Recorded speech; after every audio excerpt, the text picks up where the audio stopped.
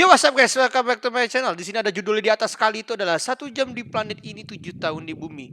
Rekap alur cerita film Interstellar. Kalau nggak salah bacanya kayak gitu ya. Kalau salah ya kalian komen di bawah kayak gimana judulnya. Ya udah, itu aja, langsung aja kita nobar kali ini 23 menit. Siapkan kursi Anda, siapkan minum Anda, siapkan bantal Anda. Kalau kalian tidur, siapkan guling Anda. Kita nonton bareng, nobar bareng, dan gua berusaha tidak ngomong di sini karena kalau saya ngomong ntar filmnya jadi terganggu gitu ya. Makanya kita nobar bareng, ngobrol bareng sama di live chat premiere gitu. Jadi ini akan video jadi live premiere gitu ya. Langsung saja gaskan. Tanpa basa-basi lagi, film Interstellar ya, itu dah. Gas kan?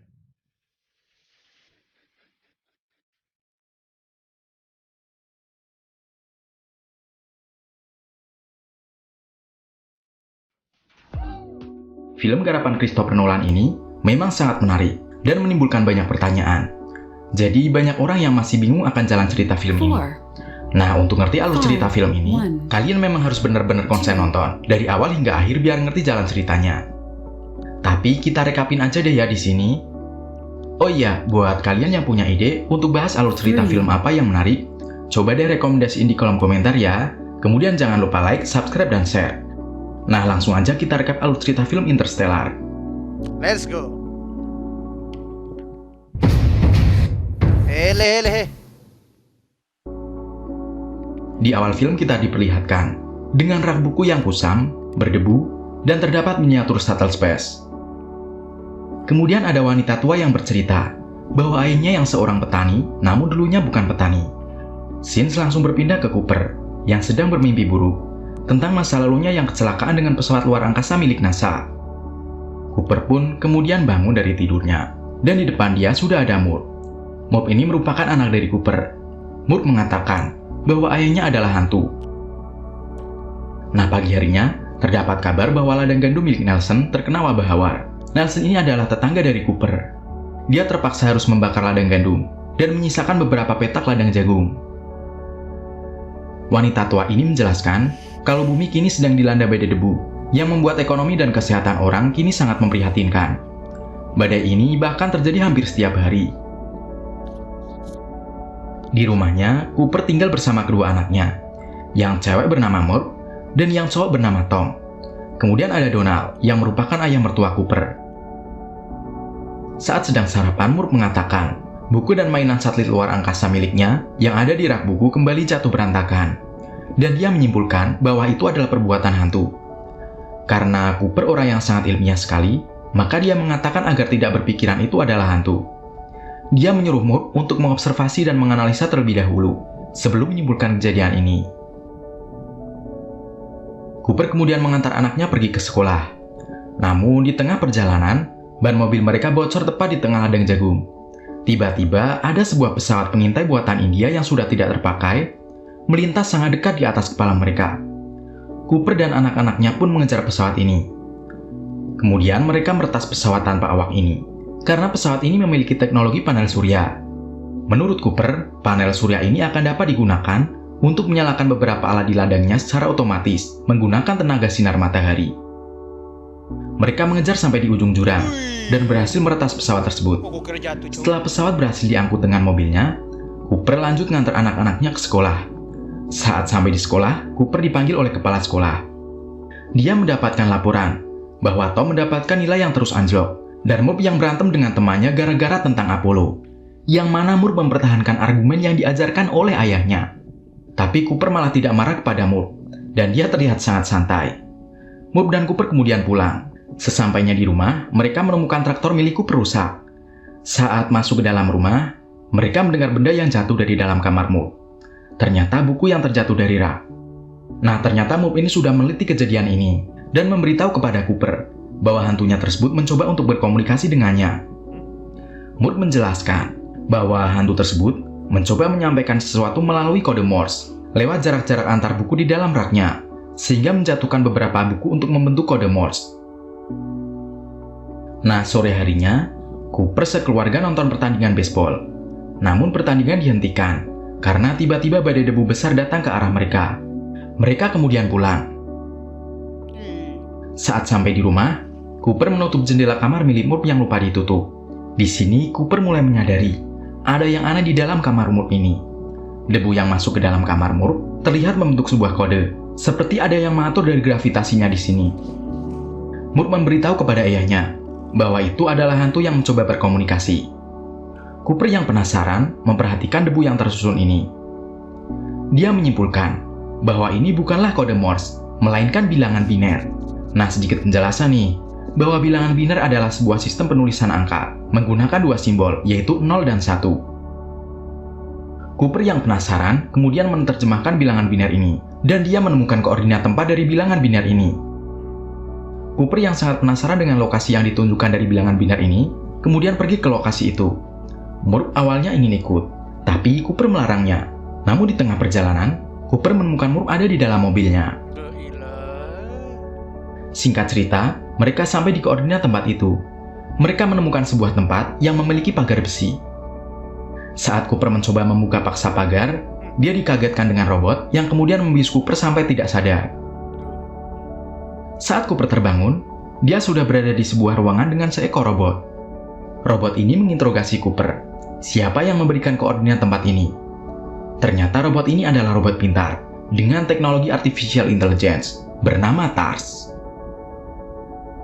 Kemudian datanglah Amelia Brand dan membawa Cooper ke dalam sebuah ruangan rapat.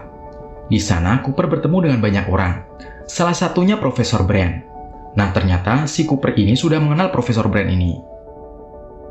Cooper menjelaskan bahwa dia memperoleh koordinat tempat ini dari debu di rumahnya yang terpengaruh oleh gravitasi dan membentuk sebuah bilangan biner.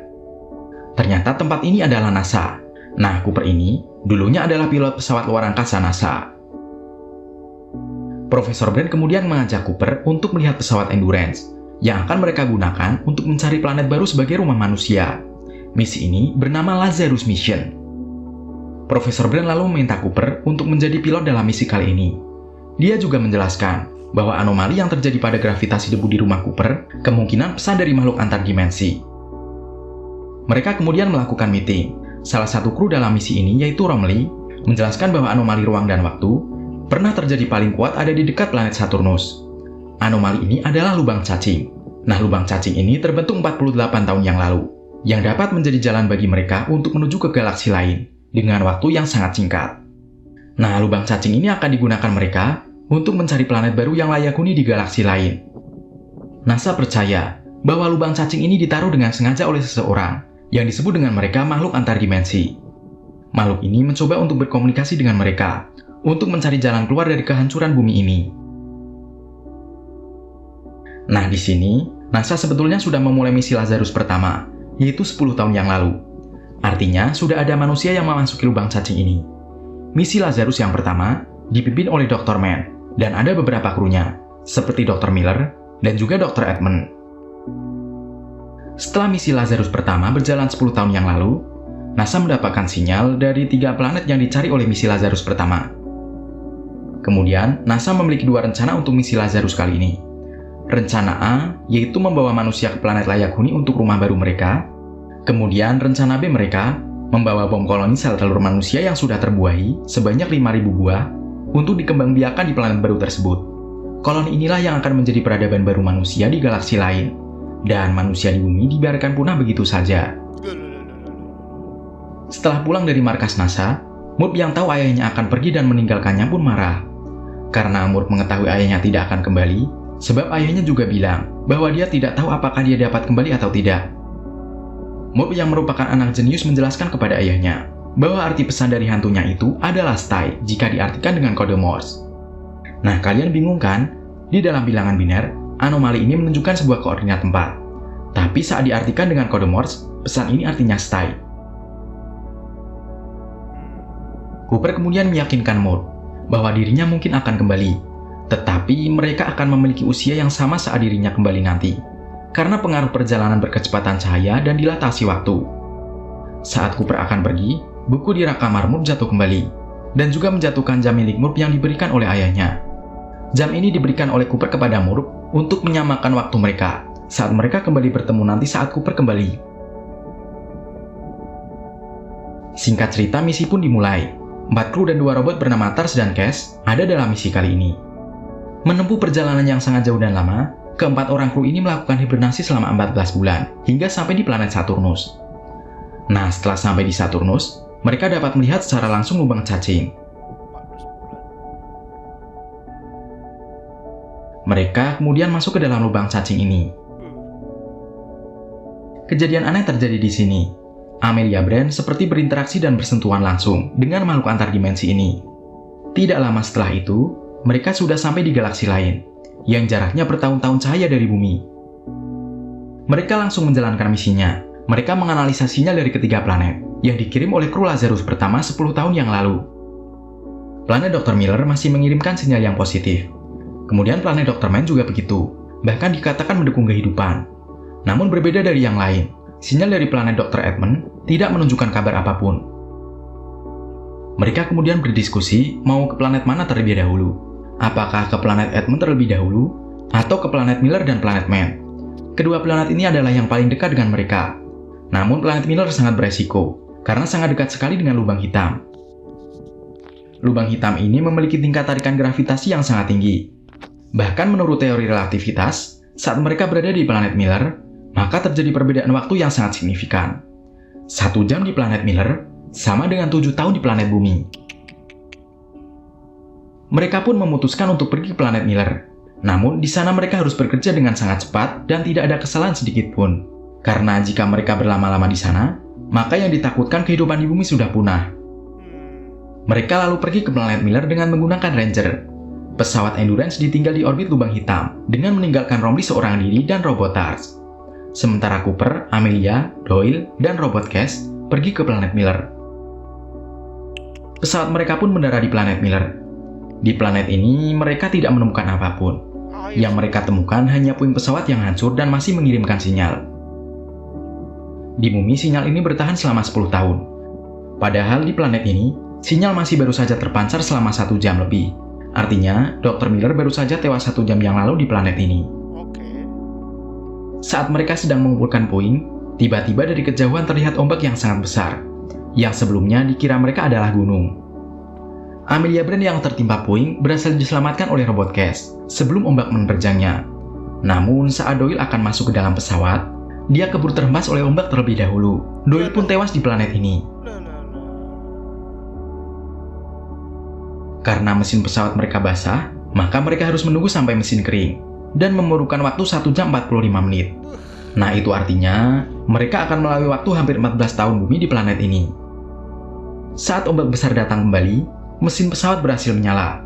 Mereka pun dapat pergi dari planet ini, dan pulang ke pesawat Endurance. Saat mereka kembali, ternyata Dr. Romley sudah berumur tua, karena adanya perbedaan waktu di orbit lubang hitam dan juga planet Miller. Dan yang mengejutkan, Dr. Romley sudah menunggu mereka selama 23 tahun. Cooper dan Amelia sangat menyesal dan terpukul. Romley mengatakan kepada Cooper bahwa dia menerima banyak sekali pesan dari bumi. Cooper kemudian membuka pesan tersebut. Nah, bagi kalian, mungkin scene ini paling bikin sedih. Anak-anak Cooper sudah dewasa, mulai dari Tom yang akhirnya lulus di peringkat kedua, kemudian dia menikah dan memiliki anak yang bernama Jess. Namun Jess akhirnya meninggal akibat sakit paru-paru yang diakibatkan oleh badai debu yang terjadi terus-menerus. Kemudian Tom juga merelakan ayahnya tak kunjung kembali. Nah, menurut Tom, pesan yang dia kirim hanya terombang-ambing di luas dan gelapnya luar angkasa. Kemudian kakeknya yang sudah meninggal, dan Murph yang kini sudah jarang pulang ke rumah. Di pesan selanjutnya, ternyata ada Murph yang sudah dewasa. Perkataan Cooper terbukti bahwa mungkin saja mereka akan seumuran saat bertemu nanti. Namun saat ini mereka belum bertemu. Jadi mungkin saja saat Cooper kembali, Murph sudah lebih tua darinya. Di scene selanjutnya kita disaksikan bahwa Murph yang kini bekerja di kantor NASA sebagai ilmuwan merasa sangat aneh dengan penelitian yang dilakukan oleh Profesor Brand. Karena Profesor Brand hanya meneliti tentang gravitasi, tanpa meneliti tentang waktu. Padahal, kedua hal tersebut tidak dapat dipisahkan. Dan karena hal itulah, Murph curiga dengan Profesor Brand, yang penelitiannya tidak masuk akal. Oh iya, kelupaan. Profesor Brand ini adalah ayah dari Amelia Brand. Beralih ke Cooper, Amelia, dan Romley yang sangat bingung. Mereka terkatung-katung di dekat planet Miller, dan tidak memiliki bahan bakar yang cukup untuk mengunjungi 2 planet lainnya. Mereka harus memutuskan untuk mengunjungi 1 planet saja, di antara planet Dr. Man dan planet Edmonds. Planet Dr. Man mengirimkan sinyal yang sama dengan sinyal yang ada di planet Miller. Sedangkan planet Edmund sudah tidak mengirimkan sinyal lagi. Namun data yang dikirimkan lebih bagus dibanding dengan dua planet lainnya. Planet Edmund ini adalah sebuah planet yang mengorbit lubang hitam gargantua. Atau dalam bahasa ilmiahnya adalah Blanet. Blanet yaitu planet yang mengorbit lubang hitam.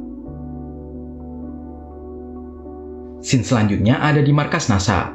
Di rumah sakit milik NASA, Profesor Brand yang sudah sakit-sakitan akhirnya mengaku kepada Murph bahwa sebenarnya ada rencana B, yaitu menanam bom koloni sel telur manusia yang sudah dibuahi untuk menjadi peradaban manusia di planet baru yang layak huni dan membiarkan manusia yang ada di bumi karena sudah tidak bisa diselamatkan. Akhirnya Profesor Brand meninggal. Kemudian mengabarkan hal ini kepada Dr. Amelia Brand yang ada di pesawat Endurance. Namun ternyata Cooper, Amelia, Romley, dan Robot Cat sudah pergi meninggalkan Endurance dan menuju ke planet Dr. Man. Sesampainya di planet tersebut mereka kaget, karena planet ini hanya berisi pegunungan es yang atmosfernya banyak mengandung amonia, serta daratan di planet ini memiliki dua sisi, atau awan dari planet ini juga terbuat dari es. Di planet ini, mereka menemukan markas dari Dr. Man, dan mereka langsung membangunkan Dr. Man yang sedang hibernasi. Amelia kemudian membuka pesan dari Murph. Murph mengatakan bahwa ayah dari Amelia sudah meninggal, dan Profesor Brand memang merencanakan rencana B menjadi rencana utama, yaitu menanam bom peradaban manusia di planet baru, dan membiarkan manusia di bumi punah. Mereka pun sangat kecewa, karena dari awal Profesor Brand mengatakan bahwa rencana A merupakan rencana utama, yaitu Lazarus Mission dijadikan pintu pembuka untuk mencari planet layak huni. Setelah Lazarus menemukan planet tersebut, maka Profesor Brand akan mengirimkan umat manusia menggunakan pesawat raksasa antar bintang ke planet tersebut. Namun ternyata itu hanya akal Profesor Brand, agar kru Lazarus menjalankan misi ini, dan menanam bom populasi di planet baru. Cooper lalu diajak Dr. Man untuk mencari pesawat milik Dr. Man. Namun di tengah pencarian, Dr. Man malah mencoba mencelakai Cooper.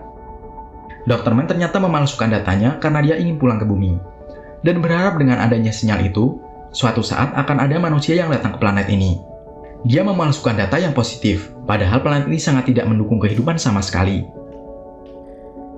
Cooper yang dicelakai oleh Dr. Man masih bisa diselamatkan oleh Amelia, namun Dr. Romley tewas, karena saat dia berada di markas Dr. Man, markas tersebut diledakkan otomatis menggunakan kode instruksi bunuh diri oleh Dr. Man. Dr. Man kemudian mencuri pesawat untuk kembali ke Endurance. Di bumi sedang berlangsung badai terus-menerus. Murph kembali ke rumahnya dan berusaha mengungsikan anak Tom agar kejadian meninggalnya anak Tom yang pertama tidak terulang lagi. Di sini Murph menemukan jam ayahnya yang diberikan kepada Murph. Jam ini sudah rusak, namun jarum detiknya masih berdetik. Beralih ke Dr. Man yang berusaha mendarat ke Endurance, namun dia gagal dan membuat dirinya tewas, dan juga membuat pesawat Endurance mengalami kerusakan. Cooper dan Amelia pun akhirnya dapat mendarat di Endurance dengan susah payah, karena Endurance berputar sangat cepat. Mereka kemudian menuju ke Gargantua atau lubang hitam. Cooper memiliki rencana bahwa dia akan menggunakan putaran gravitasi dari lubang hitam untuk melontarkan pesawatnya menuju ke planet Edmund. Namun untuk dapat sampai di planet Edmund, saat terlontar mereka harus mengerubahkan satu pesawat dan satu awak agar beban lebih ringan untuk sampai di planet Edmund. Rencananya Tars yang akan dilepaskan, namun ternyata Cooper juga mengorbankan dirinya. Dia membohongi Amelia, sehingga Amelia dapat mencapai di planet Edmund. Saat masuk ke dalam lubang hitam, pesawat Cooper rusak karena tarikan gravitasi yang sangat kuat. Cooper memutuskan untuk keluar dari pesawat, dan dia masuk ke dalam singularitas waktu dimensi kelima.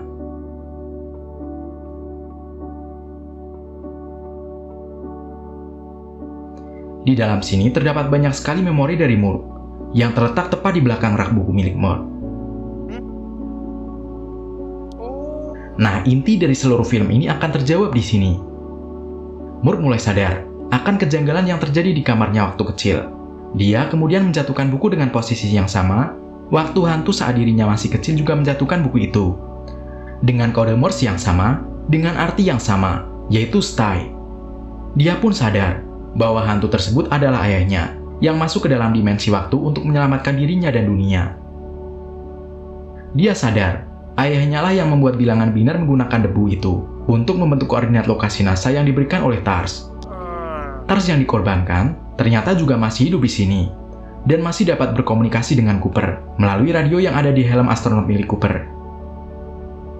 Nah, makna dari stay yang dikirim oleh Cooper adalah ungkapan penyesalan bahwa dia pergi meninggalkan Murph dan keluarganya. Cooper yang terjebak di singularitas waktu ini kemudian meminta TARS untuk mengirimkan kode kuantum yang TARS dapatkan untuk merevisi penelitian yang dilakukan oleh Profesor Brand yang salah. Caranya yaitu dengan mengubah kode kuantum yang benar ke kode Morse yang digerakkan dengan gravitasi ke jarum jam pemberian Cooper untuk Murph. Murph yang selama ini meneliti pemecahan dari kode kuantum tersebut akhirnya sadar bahwa jawaban kode kuantum dari penelitian yang dilakukannya dengan Profesor Brand selama ini ternyata ada di jam tangan pemberian ayahnya, dan ayahnya lah yang menemukan jawaban tersebut dan memberikan kepada dirinya lewat jam tangan ini. Cooper mengetahui bahwa masa lalu tidak dapat diubah, dan yang bisa diubah hanyalah masa depan. Singularitas dimensi pun akhirnya terlipat, dan Cooper akhirnya kembali melalui lubang cacing saat awal dirinya memulai misi ini. Di dalam lubang cacing ini, Cooper sempat bertemu dengan pesawat Endurance miliknya. Bahkan dia sempat berinteraksi dengan Dr. Amelia saat kru Lazarus berangkat melalui lubang cacing. Jadi makhluk dimensi kelima yang dikira Amelia ternyata adalah Cooper yang kembali ke dalam lubang cacing. Nah, kalau kalian bingung, gini nih penjelasannya. Cooper dari masa depan yang sudah memecahkan masalah ini bertemu dengan Cooper dari masa lalu dan tim Lazarus yang baru saja akan memulai misi dalam lubang cacing. Nah, scene selanjutnya, Cooper ditemukan pingsan di dekat orbit planet Saturnus oleh pilot Ranger. Saat Cooper terbangun, dia sudah berada di Cooper Station, yaitu tempat tinggal sementara umat manusia yang mengorbit planet Saturnus. Teknologi ini berkat kode kuantum yang diberikan Cooper kepada Murph. Di sini, Cooper sudah berusia 124 tahun. Buset. Dia berhasil mengubah masa depan dan menyelamatkan manusia dari kepunahan.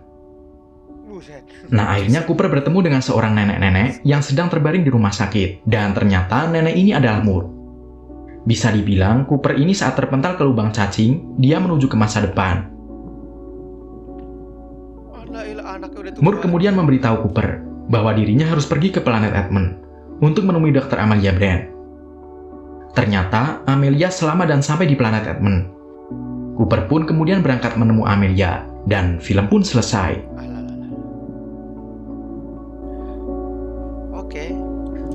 Oke, film selesai. Agak susah ya dipahami ya, apalagi kalau bocil-bocil yang nonton ya. Agak susah dipahami, apalagi kalau Anda bukan anak IPS gitu.